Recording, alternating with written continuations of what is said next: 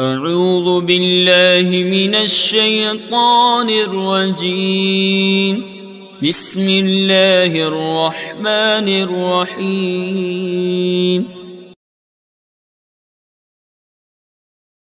عزیز طلباء، السلام علیکم ورحمۃ اللہ وبرکاتہ۔ میں محمد ناصر حسین مصباحی، استاد دارالعلوم غریب نواز الہ آباد سے جماعت رابعہ کے تمام طلباء سے مخاطب ہوں۔ جیسا کہ آپ جانتے ہیں کہ آج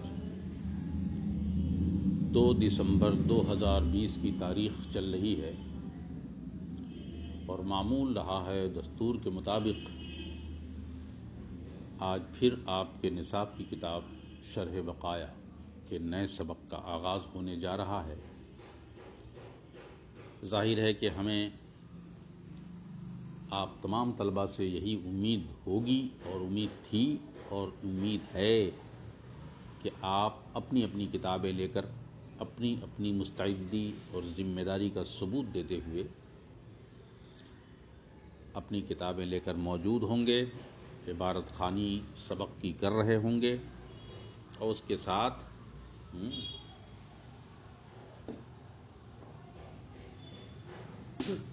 آنے والے سبق کے ترجمہ، مطالب اور اس کے ما لہ ما علیہ کی تفصیلات کو بغور سماعت کریں گے، پھر ان کی تکرار بھی کریں اور ان کا اعادہ بھی کرتے رہیں تاکہ وہ تازہ رہے، مزید ذہن نشیں ہوں، دل نشیں ہوں۔ تو یہ سب اہتمام کرنا یہ آپ کے لیے ایک موقع غنیمت ہے، فرصت بھی ہے اور آسانی بھی ہے آپ کے لیے۔ تو اس سے پہلے آپ نے پڑھا امام اعظم ابو حنیفہ کے قول کے بارے میں کہ اگر کھال میں دباغت حکمی دی جائے تو سوکھنے کے بعد، دباغت حکمی کے بعد اگر پانی میں تر ہو جائے تو ان کی 2 روایت ہے امام اعظم کی۔ ایک تو یہ کہ ناپاک ہو جاتی ہے کھال کیونکہ وہ نجاست پھر عود کراتی ہے، دوسرا قول یہ ہے کہ صاحب نجاست عود نہیں کرتی، لہذا وہ کھال ناپاک نہیں ہوتی کیونکہ پہلے والی نجاست جا چکی ہوتی ہے۔ یہ اختلاف تھا۔ اس کے بعد امام ابو یوسف کا بھی قول آپ نے سماعت کر لیا تھا اس سے پہلے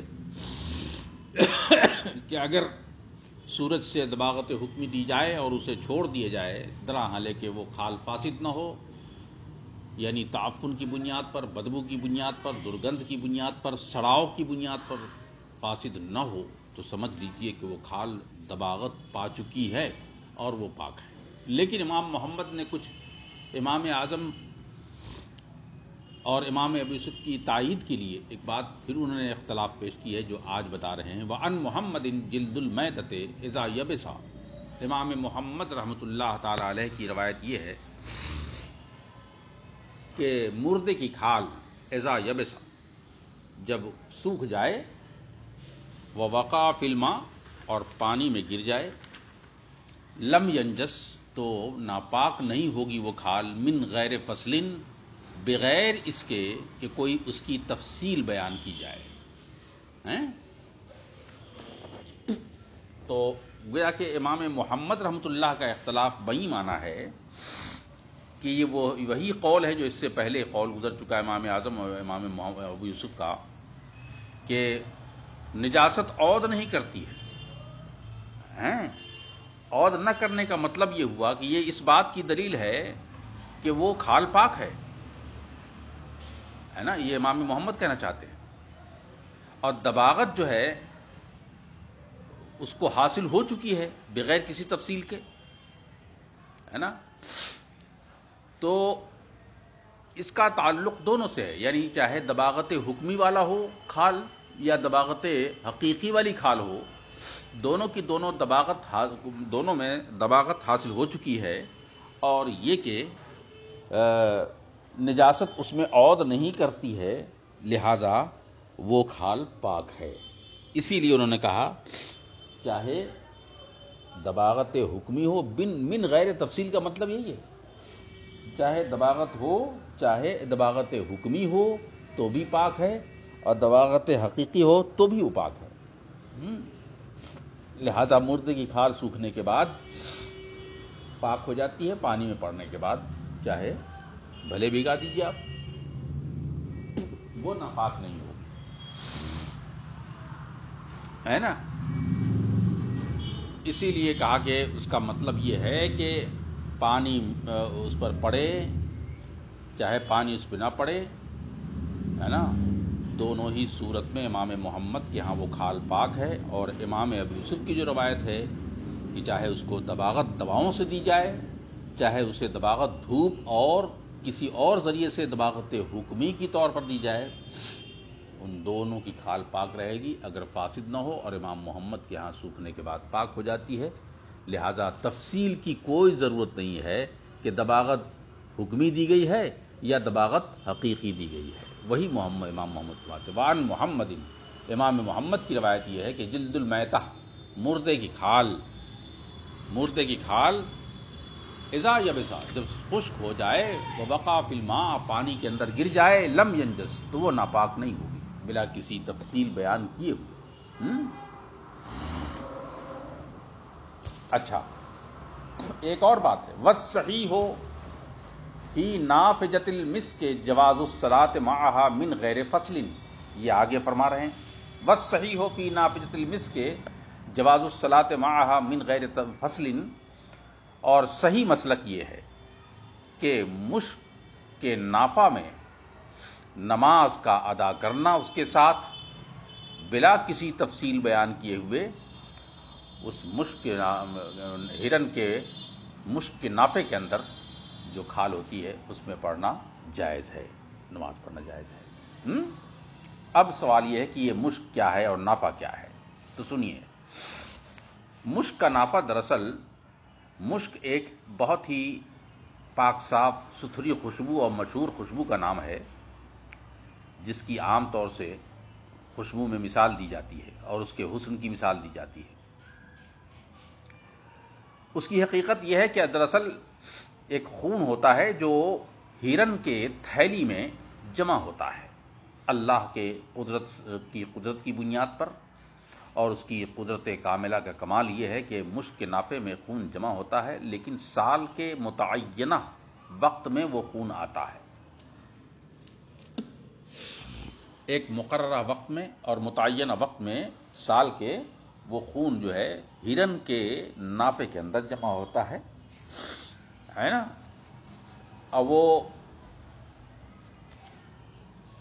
یہ جو خون آتا ہے یہ ان مواد کی منزل میں ہوتا ہے جو سارے اعضاء میں جو ہے وہ نصب ہوتے ہیں. اللہ تعالیٰ نے اپنے فضل و کرم سے اور قدرت کاملہ سے نافع کی اسی تھیلی کو اللہ تعالیٰ نے اس مشک کا ٹھکانہ اور معدن بنا دیا ہے. اس کو ہم مشک کہا کرتے ہیں، اسی میں سے خوشبو نکلتی ہے. تو ہرن کا وہ جو نافع ہوتا ہے اور جو تھیلی ہوتی ہے ہم اسے نافع کہتے ہیں. اب یہ فرما رہے ہیں کہ اس مشک کی نافع میں جو مشک کا جو نافع ہوتا ہے اس میں نماز پڑھ سکتے ہیں آپ. اب من غیر تفصیل کہہ رہے ہیں. من غیر تفصیل کیوں کہا انہوں نے؟ من غیر تفصیل اس لیے کہا کہ وہ نافع چاہے کسی چوپائے کا ہو، ذبح کیا گیا ہو یا ذبح نہ کیا گیا ہو، اگر اس میں پانی پہنچ جاتا ہے چاہے پانی اس کو نہیں پہنچتا ہے، دونوں حالت میں ناپاک نہیں ہے، پاک ہے، صاف ہے، اس میں نماز پڑھ سکتے ہیں.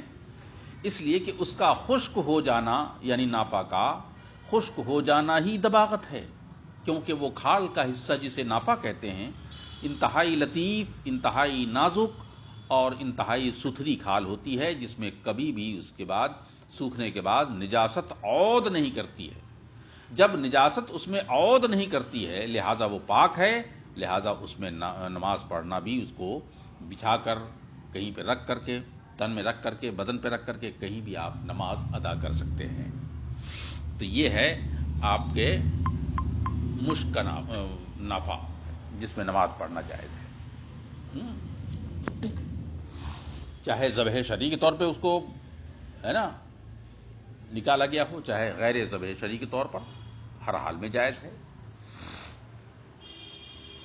اب کہتا ہے کہ صحیح مسلک یہ ہے کہ مشک نافہ میں نماز پڑھنا جائز ہے، اس کے ساتھ بغیر کسی تفصیل کے وما طہر جلدہ بالدبغ طہر بالزکات، یہ ایک اور آگے فرماتے ہیں ہر وہ کھال جو پاک ہو جائے گی دباغت سے، تو بالکل واضح ثبوت ہے اس بات کا کہ وہ کھال پاک ہو جائے گی ذبح شرعی سے بدرجہ اولا۔ زکات کا معنی کیا ہے؟ ذبح شرعی ہے، یعنی ہر وہ کھال جو کشیدس کے ذریعہ یعنی دباغت کے ذریعہ پاک ہو سکتی ہے، تو کہتے ہیں طہور بالزکات ایضاً، تو زکات کے ذریعہ بھی وہ پاک ہو جائے گی۔ زکات کا مطلب کیا ہے؟ ذبح شرعی، یعنی کوئی مسلمان یا کتابی جو ہے بغیر قصدن تسمیہ اور اللہ کا نام لیے ترک کیے بغیر ذبح کرے، اگر قصدن ترک نہ کرے، اسے ہم کیا کہتے ہیں؟ ذبح شرعی کہتے ہیں، ہے نا؟ تو چاہے ذبح شرعی کیا ہو، تو ذبح شرعی کے ساتھ اگر کیا ہے تو کہتے ہیں یہ بہت بڑی دباغت ہوتی ہے، بلکہ اعلیٰ دباغت ہوتی ہے، سب سے بہتر اور افضل دباغت ہوتی ہے، بجائے اس کے کہ دباغت حقیقی دی جائے یا بجائے اس کے کہ دباغت حکمی دی جائے۔ تو مصنف علیہ الرحمہ یہ ایک قاعدہ کلیہ بتا رہے ہیں، قاعدہ کلیہ یہاں سے وما طہر جلدہ بالدبغ طہر بالزکات سے ایک قاعدہ کلیہ یہ بتانا چاہتے ہیں کہ جب کھالیں دباغت حقیقی یا حکمی سے پاک ہو جاتی ہیں، تو قاعدہ یہ ہے کہ جو دباغت حکمی یا حقیقی سے کھال پاک ہو جائے گی، تو ایسی ہر کھال ذبح شرعی سے بھی پاک ہو جایا کرے گی۔ اب ایسا کیوں ہے کہ ذبح شرعی سے پاک ہو جاتی ہے؟ یہ ایک قابل غور سوال ہے، تو سنیے۔ زکات کے معنی ذبح کرنے کے آتے ہیں، اور ذبح کرنے کا جو عمل ہے یہ ایک ایسا پاک اور ستھرا عمل ہے جو دباغت کا ہی کام کرتا ہے۔ کس معاملے میں؟ کھال کے اندر جتنی بھی گندی رطوبتیں ہیں اسے باہر کرنے میں، اور ناپاک رطوبتیں ہیں ان تمام کو زائل کرنے میں۔ بلکہ فقہا یہ فرماتے ہیں صرف یہی نہیں کہ نجاستوں کو زائل کرتا ہے یہ ذبح شرعی، بلکہ اس سے کہیں اولا ہوتا ہے کہ دباغت حکمی دی جائے یا دباغت حقیقی دی جائے۔ کہا کیوں؟ کہا اس لیے کہ جب ذبح کیا جاتا ہے تو جتنی نسیں ہو جاتی ہیں پوری طرح کھل جاتی ہیں، واہ ہو جاتی ہیں، اور وہ رطوبتوں کو، ناپاک رطوبتوں کو گوشت کے حصوں سے ملنے سے قطعی طور پر انہیں روک دیتی ہیں۔ وہ گوشت کے حصوں میں ہرگز جذب نہیں ہوتی ہے، بلکہ وہ اسے کامل طور پر ایک ایک نس کے ذریعے سے دباغت سے کہیں اعلیٰ اور افضل طریقے سے نسوں سے سارے ناپاک خون کو، ناپاک رطوبتوں کو اور تعفن کو، چاہے جتنی بھی نجاستیں ہوں، خباثت ہوں، سب ان نسوں کے ذریعے سے نہر کرتے ہی سب باہر ہو جاتی ہے۔ اسی لیے کہا گیا کہ ذبح شرعی دباغت حکمی اور دباغت حقیقی سے بھی زیادہ بہتر اور اولا ہے۔ جبکہ دباغت میں اور اس میں فرق اتنا ہے، دباغت میں اور ذبح شرعی، دباغت حقیقی ہو یا حکمی ہو، دباغت میں اور ذبح شرعی میں فرق اتنا ہے کہ جب ذبح کرتے ہیں آپ تو الگ دباغت ہوتی ہے، اور آپ دباغت کرتے ہیں تو وہ ایک الگ دباغت ہوتی ہے۔ دباغت کرتے ہیں تو خون ناپاک جو ہے آپ کے جسم اور گوشت کے حصوں سے ٹچ ہونے کے بعد تب باہر نکلتا ہے، جذب ہونے کے بعد تب باہر نکلتا ہے۔ جبکہ ذبح شرعی سے جو دباغت ہوتی ہے، یہ دباغت ایسی ہوتی ہے کہ یہ ٹچ ہونے سے پہلے ہی ساری نجاست باہر ہو جاتی ہے، لہذا ہر وہ کھال جو دباغت سے پاک ہوگی ذبح شرعی سے بدرجہ اولا پاک ہوگی۔ باقی اگلے سبق۔ طلباء السلام علیکم ورحمۃ اللہ وبرکاتہ۔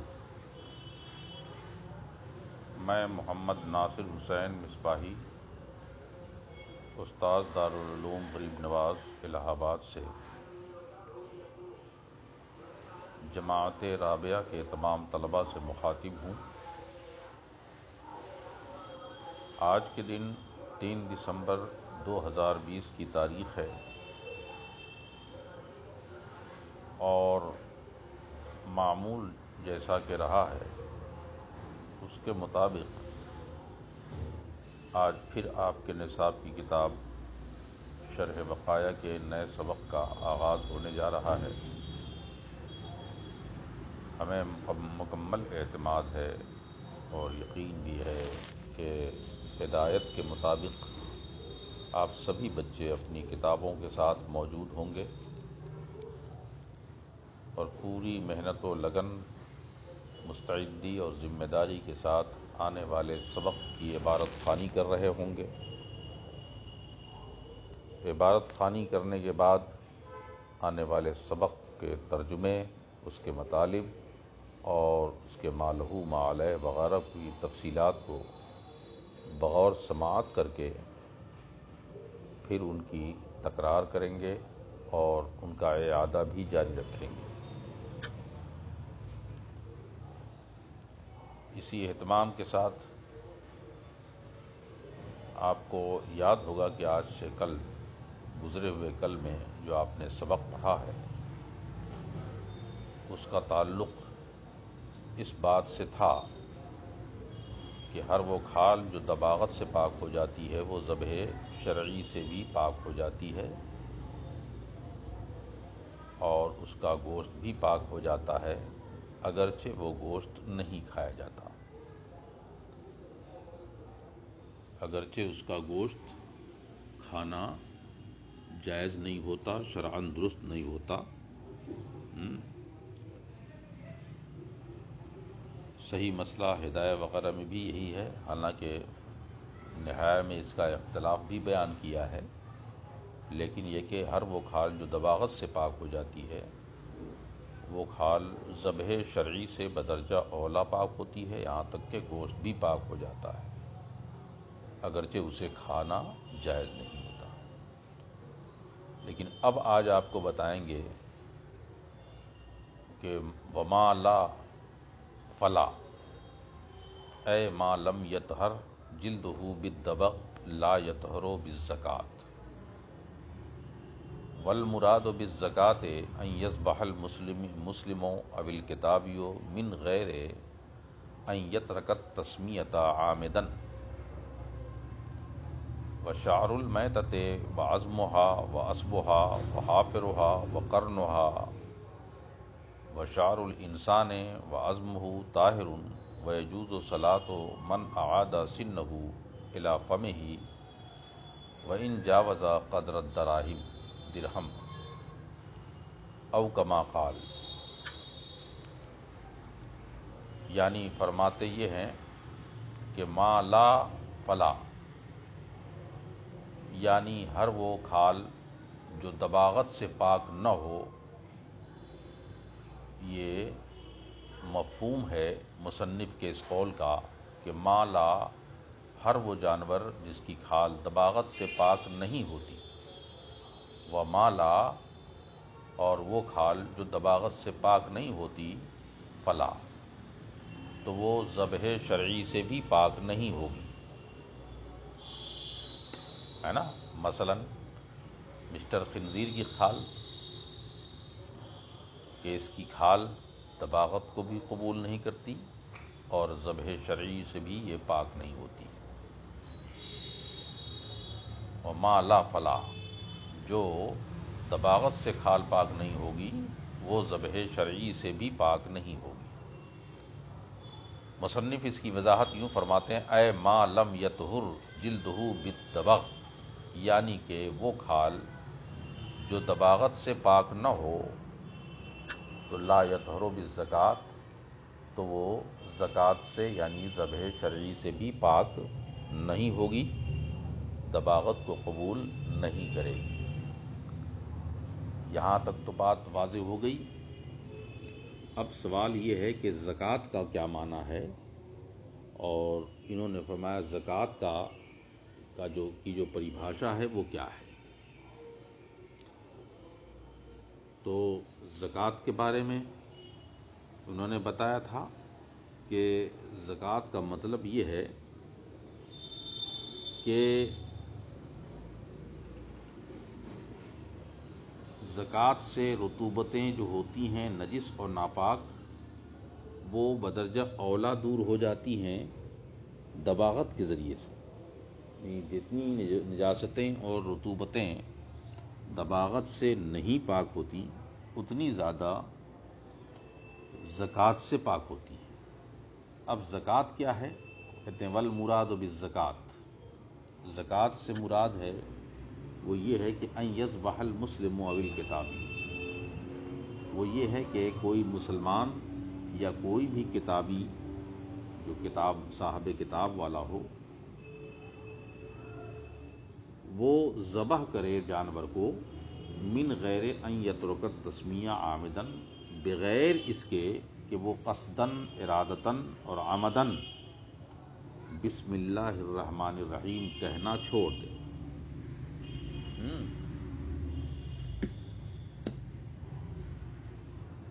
تو یہاں مراد یہاں پر بتانا چاہتے ہیں کہ زکوٰۃ وہ جو پاک کرنے والی ہوتی ہے جلد کو اور گوشت کو. یہ زکوٰۃ کیسی ہے؟ وہ زکوٰۃ جس سے جلد یعنی کھال اور گوشت جو پاک ہو جایا کرتے ہیں وہ کون سی زکوٰۃ ہے؟ تو کہتے ہیں وہ زکوٰۃ جو معتبر ہے شریعت کے اندر، یعنی اس میں زکوٰۃ جو ہوگی اور ذبح جو ہوگا وہ ذبح شرعی مراد ہے یہاں پر. لہذا اگر کوئی مجوسی ہے اس نے ذبح کر دیا جانور کو، یا کسی مسلم نے ذبح کیا، یا کسی کتابی نے جیسے یہودی وغیرہ ہے نصرانی وغیرہ ہے، ان لوگوں میں سے کسی نے ذبح کیا اور بسم اللہ الرحمن الرحیم پڑھنا جو ہے قصدن چھوڑ دیا، تو اب اس کا مذبوح جو ہوگا وہ زکوٰۃ شرعی نہ ہوگا بلکہ اس کا مذبوح یا اس کا ذبح کیا ہوا جانور مردہ کہا جائے گا. جب وہ مردہ ہوگا تو ظاہر ہے کہ نہ تو اس کی جلد پاک ہوگی نہ اس کا گوشت پاک ہوگا، ہے نا. تو یہ بات بالکل واضح ہے کہ زکوٰۃ شرعی میں بسم اللہ الرحمن الرحیم پڑھنا مسلم کا یا کتابی کا پڑھنا ضروری ہوتا ہے. تو اس طرح کھال پاک ہوتی ہے. اب اس کے بعد یہ مصنف آگے فرماتے ہیں وشعر المیتہ، اور مردے کی کھال، مردے کا بال. اب کسی بھی جانور کے مردہ، کوئی بھی جانور مردہ ہو تو مردہ تو حرام ہے، لیکن اس کے بال کا حکم کیا ہوگا؟ وعظمها، اس کی ہڈی، یعنی اس کی ہڈی کا حکم کیا ہوگا؟ وعصبها، اور اس کے پٹھے جو ہوتے ہیں، بڑے بڑے پٹھے جو ہوتے ہیں، ہے نا، ان تمام چیزوں کا حکم کیا ہوگا؟ وحافرها، اور اس کے کھروں کا حکم کیا ہوگا؟ وقرنها، اور اس کی سینگ کا حکم کیا ہوگا؟ وشعر الانسان، اور انسان کے بال کا حکم کیا ہوگا؟ وعظمه، اور اس کے ہڈی کا حکم کیا ہوگا؟ کہتے ہیں طاہر، یہ سب کا سب پاک ہے، چاہے مردے کا بال ہو یا مردے کی ہڈی ہو یا مردے کا پٹھا ہو یا مردے کا کھر ہو یا مردے کی سینگ ہو، یا انسان کے بال ہوں یا اس کی ہڈی ہو، یہ سب کے سب کہتے ہیں حکمن پاک ہے نا. تو اب ان چیزوں کی پاکی کی وجہ کیا ہے؟ سوال یہ پیدا ہوتا ہے. اعتراض اس پر ہے کہ آخر مردہ حرام ہے، ناپاک ہے، نجس ہے، تو اس کا بال کیسے پاک ہو گیا؟ اس کی ہڈی کیسے پاک ہو گئی؟ اس کا کھر کیسے پاک ہو گیا؟ اس کی سینگ کیسے پاک ہو گئی؟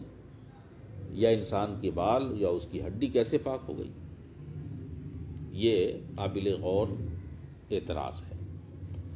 تو اس کا بہت سیدھا دو ٹوک جواب ہے کہ دیکھیے، ان چیزوں کی طہارت میں، اب پاک ہونے میں، اس کی وجہ یہ ہے کہ یہ ساری کی ساری چیزیں مردہ نہیں کہی جا سکتی ہیں، چاہے مردے کا بال ہو، چاہے اس کی ہڈی ہو، چاہے کھر اور سینگ اور بال وغیرہ ہو. ان سب پر مردہ ہونے کا اطلاق نہیں ہوتا. کہا کیوں؟ کہا اس لیے کہ مردہ اسے کہتے ہیں جس میں موت حلول کر جائے بغیر کسی وجہ شرعی کے. اور موت کسے کہتے ہیں؟ موت کہتے ہیں زندگی کا نہ ہونا. آپ اس فلسفے کو سمجھیں. دراصل موت جو مردہ جو ہوتا ہے، مردہ وہ ہوتا ہے یا مردار جو اس کو کہتے ہیں آپ، اسے کہتے ہیں جس میں موت کا حلول ہو، دخول ہو بغیر کسی وجہ شرعی کے. اور موت کہتے ہیں حیات نہ ہونے کو، زندگی کے ختم ہونے کو. تو اب یہ اسی چیز کے اندر حلول ہوگا جس میں زندگی ہوگی. اور بال میں زندگی نہیں ہے، ہڈی میں زندگی نہیں ہے، کھر میں زندگی نہیں ہے، سینگ میں زندگی نہیں ہے.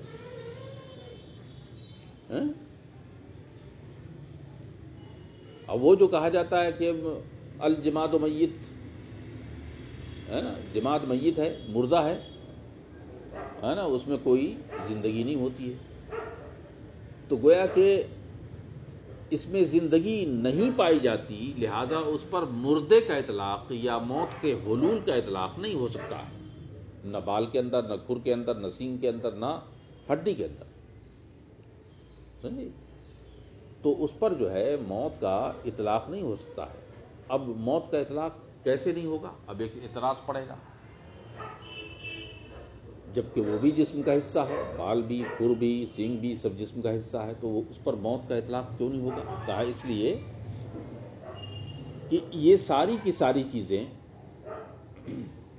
جب ان کو کاٹا جاتا ہے، ان چیزوں کو کاٹا جاتا ہے یا جسم سے الگ کیا جاتا ہے، تو اس وقت انسان کو کوئی تکلیف اور اذیت اور دکھ نہیں ہوتا. بال کاٹے جاتے ہیں، تکلیف نہیں ہوتی. ہڈی توڑی جاتی ہے، تکلیف نہیں ہو جاتی.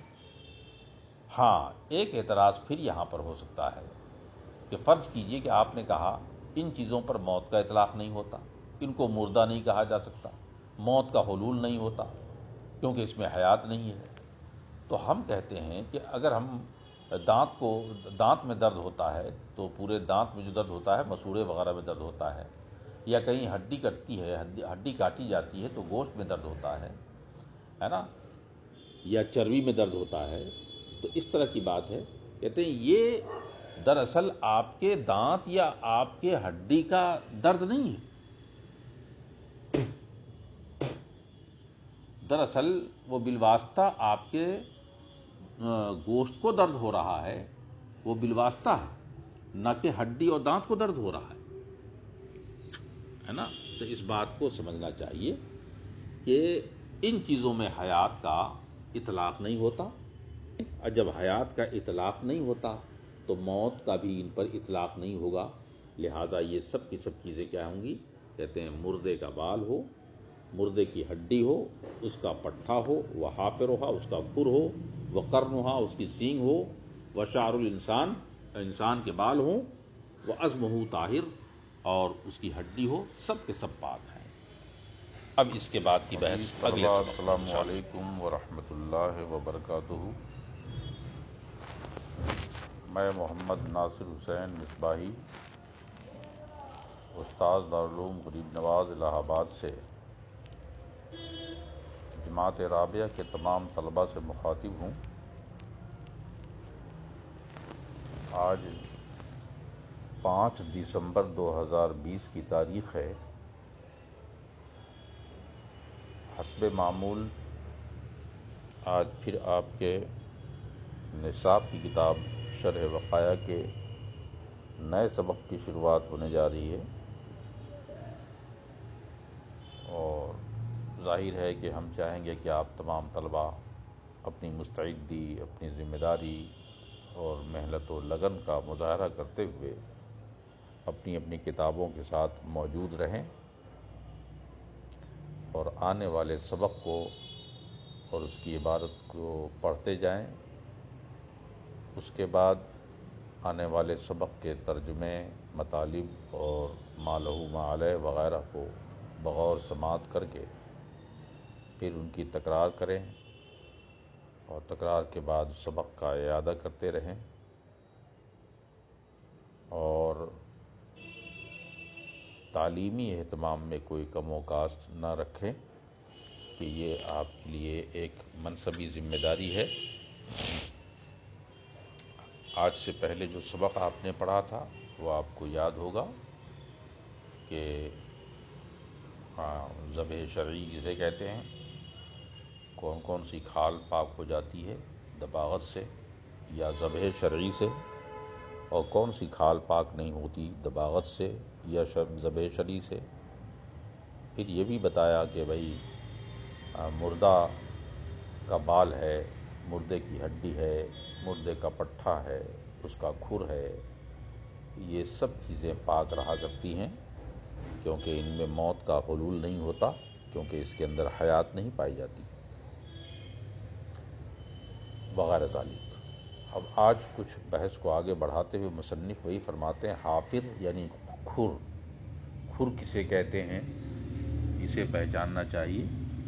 کہتے ہیں کھر کہتے ہیں یہ گھوڑے، بیل، گدھے، خچر، گائے وائے جتنے بھی جانور ہوتے ہیں، ان تمام جانوروں کے پیروں میں جو نچلے حصے میں ہڈی ہوتی ہے ہم اسے کھر کہا کرتے ہیں۔ اس کے بعد فرماتے ہیں وَشَعْرُ الْإِنسَانِ وَعَظْمُهُ طاہر۔ اب ایک اعتراض یہاں پر یہ واقع ہوتا ہے کہ انسان کا بال اور اس کی ہڈی پاک ہے، یہ الگ سے منفرد طور پر مصنف کو بیان کرنے کی ضرورت نہیں تھی، ہے نا، کیونکہ یہ کہنا کہ انسان کا بال اس کی ہڈی پاک ہے، وَشَعْرُ الْإِنسَانِ وَعَظْمُهُ طاہر، یہ کہنا اس کی ضرورت قطعاً نہیں تھی۔ کہا کیوں نہیں تھی؟ کہا اس لیے کہ اس سے پہلے شعر المیتۃ وعظمها وعصبها وحافرها میں اس کا ذکر آ چکا ہے کہ مردے کا بال یا اس کی ہڈی یہ سب اس کے اندر آ چکا ہے، اور انسان کا بال بھی اسی بال میں آتا ہے، انسان کی ہڈی بھی اسی ہڈی میں آتی ہے۔ تو جب ایک جگہ بال اور ہڈی کا ذکر ہو چکا ہے تو الگ سے انسان کے بال اور انسان کی ہڈی کے پاک ہونے کا ذکر کرنا یا اس کا چرچا کرنا کیا معنی رکھتا ہے؟ تو اس سلسلے میں اس کا جواب کیا ہوگا؟ تو کہتے ہیں اس کا ذکر جو ہے بہت دو ٹوک انداز میں جواب ہے، وہ یہ ہے کہ باوجود کہ یہ ما سبق کے ذکر میں شامل ہے اور ما سبق کے ذکر میں بال ہو یا ہڈی ہو شامل ہے، لیکن حضرت انسان کے بال کو، حضرت انسان کی ہڈی کو الگ سے بیان کر کے پاکی کا حکم بیان کرنا، یہ اس بات کی جانب مصنف نے غمازی کی ہے، ایک لطیف اشارہ کیا ہے کہ حضرت انسان کی شان لائق اہتمام ہے۔ تو یوں کہیے کہ اہتمام شان حضرت انسان کے لیے مصنف نے الگ سے اس کا ذکر کیا اور یہ فرمایا کہ وَشَعْرُ الْإِنسَانِ وَعَظْمُهُ طاہر، کہ انسان کا بال اور اس کی ہڈی بھی پاک ہے نا۔ اس طرح سے مصنف نے ایک اہم چیز کی جانب اشارہ کر دیا اور ایک اہم چیز کی غرض کو پوری کر دی، ورنہ یہاں پر ایک خلا رہ جاتا کہ ایک ہی صف میں ہر مخلوق کو شمار کر دیا جاتا۔ یہ تو کہتے ہیں جس طرح مردے کا بال، اس کی ہڈی، اس کا پٹھا، کھر، سینگ سب پاک ہے، اسی طرح حضرت انسان کی ہڈی، اس کے بال بھی پاک ہیں۔ اب آگے بڑھیں، مصنف فرماتے ہیں آگے وَيَجُوزُ الصَّلَاةُ مَنْ أَعَادَ سِنَّهُ إِلَىٰ فَمِهِ، اور جائز ہے نماز پڑھنا اس آدمی کا جو اپنے دانت کو لوٹا کر پھر سے منہ میں ڈالے، وَإِنْ جَاوَزَ قَدْرَ الدِّرْهَمِ، اگرچہ وہ دانت مقدار درہم سے زیادہ کیوں نہ ہو۔ یہ ایک الگ سے بات انہوں نے فرمائی. یعنی اس کو یوں سمجھیے کہ اگر کسی انسان کے کچھ دانت گر جائیں یا سارے کے سارے دانت انسان کے گر جائیں اور اس کے بعد پھر وہ انسان اپنے دانت کو اسی جگہ پر لے جائے، لوٹائے، پھر لگوائے دانت کو وہاں پر، تو آیا اس حالت میں وہ نماز پڑھ سکتا ہے یا نہیں پڑھ سکتا ہے؟ تو کہتے ہیں صاحب یجوز الصلاۃ، اس کا نماز پڑھنا جائز ہوگا، اگرچہ لوٹائے ہوا دانت 1 درہم کے برابر ہو یا اس سے زائد ہو، اس سے کوئی بحث نہیں ہے، کیونکہ وہ پاک ہے نا، دانت پاک ہے، لہذا اور اس میں کوئی مسئلہ ناپاکی کا نہیں ہے، نہ تو اس میں حس ہے، نہ تو اس میں موت کا ورود ہوتا ہے، نہ اس میں حیات ہے وغیرہ ذالک، لہذا اسے اگر لوٹا لیا منہ کے اندر پھر لگا لیا تو کہتے ہیں اس میں نماز ادا کی جا سکتی ہے اس حالت میں. اب یہ ایک بات ضرور یہاں پر ہے کہ جناب دانت کا ذکر بھی ایک طرح سے بے معنی نظر آ رہا ہے یہاں پر، کہ دانت کو اگر دوبارہ لگوایا تو اس میں نماز پڑھ سکتا ہے وہ، کیونکہ وہ پاک ہے. تو یہ بات تو ما سبق کے ذکر سے ہی معلوم ہو چکی ہے، ما سبق کے ذکر سے معلوم ہو چکی ہے. اصل میں یہ سوال مقدر کا ایک جواب ہے، اور سوال مقدر یہ ہے کہ جواز صلاۃ کے لیے اس مسئلے کو الگ سے بیان کرنا کہ دانت کو اگر منہ میں لوٹایا جائے پھر لگایا جائے اور اس کے بعد نماز پڑھی جائے تو پڑھا جائے نہیں پڑھا جائے، اس کو الگ سے بیان کرنے کی ضرورت قطعاً نہیں ہے نا، اس کی ضرورت نہیں تھی. کہا کیوں؟ کہا یہ ما سبق کے اوپر بات گزر چکی ہے. اب وہ کیا ہے؟ وَشَعْرُ الْمَيْتَةِ وَعَظْمُهَا وَعَصْبُهَا وَحَافِرُهَا وَقَرْنُهَا وَشَعْرُ الْإِنسَانِ وَعَظْمُهُ طَاهِرٌ. جب یہ بتایا جا چکا ہے کہ مردے کا بال ہو، مردے کی ہڈی ہو، اس کے کھر ہو، اس کی سینگ ہو، یا انسان کے بال ہو یا اس کی ہڈی ہو، طاہر سب کے سب پاک ہیں، تو اس میں تو دانت بھی آ گیا نا. جب دانت آ چکا ہے تو الگ سے بیان کرنے کی ضرورت نہیں، کیونکہ دانت بھی ہڈی ہے کہ نہیں، دانت بھی ہڈی ہے. تو اسی کا جواب دیا مصنف نے کہ یجوز صلاۃ من عاد سنہ الی فمہ، نماز پڑھنا اس آدمی کا جائز ہوگا جو اپنے دانت کو پھر سے منہ میں لوٹائے اگرچہ وہ مقدار درہم سے زیادہ ہو. اس کا خلاصہ بس اتنا ہے کہ چونکہ الگ سے بیان کرنے کی وجہ صرف یہ ہے کہ بعض فقہا نے اس بارے میں اختلاف کیا ہے، بعض فقہا کا اس بارے میں اختلاف کیا ہے کہ یہ دانت ہڈی ہے یا نہیں، اس میں موت کا ورود ہوتا ہے یا نہیں. اس لیے اس اختلاف کا ذکر انہوں نے اشارہ کیا کہ اس اختلاف کی وجہ کے تفصیل کو بیان کرنے کے لیے ہم نے اس کو الگ سے بیان کیا. اب منشأ اختلاف کیا ہے تو وہی بتاتے ہیں. افرد ھذہ المسئلہ، اسی کا جواب دے رہے ہیں. اس مسئلے کو مصنف نے الگ سے بیان کیا ذکر کرنے میں، مع انہا فہمت مما مرہ، باوجود کہ یہ بات سمجھ میں آ جاتی ہے جو ما سبق کا ذکر ہو چکا ہے، اس ما سبق کے ذکر سے بات سمجھ میں آ جاتی ہے، پھر بھی اس کو الگ سے بیان کیا. کہا جواب یہ ہے کہ لأن السن عظم، اس لیے کہ دانت ہڈی ہے، اور وقد ذکر ان العظم طاہر، اور یہ بیان کیا جا چکا ہے کہ ہڈی پاک ہوتی ہے. کہتے ہیں ایسا کیوں بیان کیا پھر بھی؟ کہتا ہے لمکان الاختلاف فیہا، کیونکہ اس میں بڑا اختلاف ہے فقہا کا، اور اس میں اختلاف یہ ہے بعض لوگوں نے کہا کہ دانت جو ہے ہڈی ہے یا وہ پٹھا ہے نا. اب یہ کہ اب اگر پٹھا ہے تو اس میں حس ہے یا نہیں، یعنی حیات ہے کہ نہیں، احساس ہے نا اس کے اندر پیدا ہوتا ہے کہ نہیں. تو بعض لوگوں نے کہا نہیں صاحب یہ تو بالکل ہی ہڈی ہے جس میں کوئی حص نہیں ہے نا.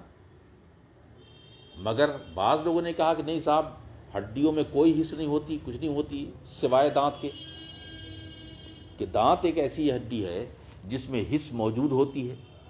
کیا آپ نہیں دیکھتے کہ جب دانت میں درد ہوتا ہے تو پورے مسوڑے وغیرہ میں درد ہوتا ہے؟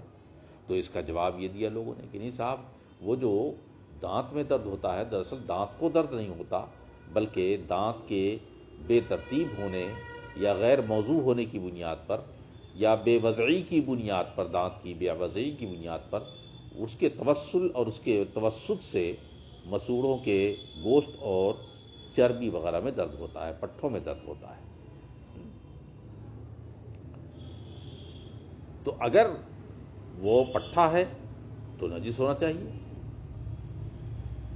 آخری فیصلہ فقہا نے یہ فرمایا ہے کہ جنہوں نے اہل مذہب ہیں انہوں نے فرمایا کہ یہ ہڈی ہی ہے جس میں کوئی حص یا کوئی حیات اس کے اندر موجود نہیں ہے.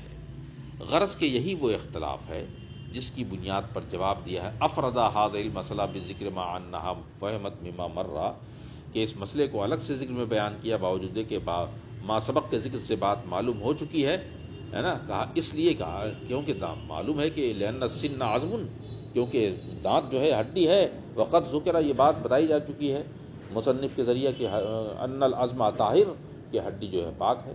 کہا ایسا بیان کیوں کیا ہے؟ جواب دے رہے ہیں لمکان الاختلاف، ہے نا، یہ اختلاف ہونے کی بنیاد پر اسی دانت کے بارے میں کہ بعض لوگوں نے کہا نہیں صاحب یہ دانت ہڈی نہیں بلکہ پٹھا ہے جس میں حص موجود ہے. بعض لوگوں نے کہا صاحب دانت جو ہے ہڈی ہی ہے جس میں کوئی حص نہیں ہے. بعض لوگوں نے کہا ساری ہڈیوں میں حص نہیں ہوتی مگر دانت ہی ایک ایسی ہڈی ہے جس میں حص موجود ہوتی ہے وغیرہ ذالک. کہتے فَإِنَّهُ إِذَا كَانَ أَكْثَرَ مِنْ قَدْرِ الجَّهْمِ لَا يَجُوزُ الصَّلَاةُ بِهِ عِنْدَهُ، کیونکہ بعض لوگوں کے ہاں یہ ہے کہ اگر یہ دانت فَإِنَّهُ إِذَا كَانَ أَكْثَرَ مِنْ قَدْرِ الدِّرْهَمِ، اگر یہ درہم سے زیادہ دانت منہ میں لگایا جائے، کہتے ہیں لا يجوز الصلاۃ بہ، تو اس سے نماز پڑھنا جائز نہیں ہے امام محمد رحمۃ اللہ تعالی علیہ کے ہاں، ہے کہ نہیں. تو امام محمد جو ہے یہ قول اس بات پر مبنی ہے کہ یہ نجس ہے کہ نہیں، اور اگر نجس ہے تو پھر اس کے بعد اس میں نماز پڑھنا درست نہ ہوگا امام محمد کے ہاں.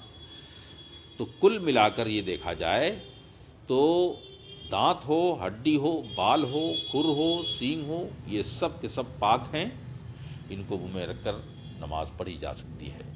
اب اگلی بحث آئندہ سبق میں.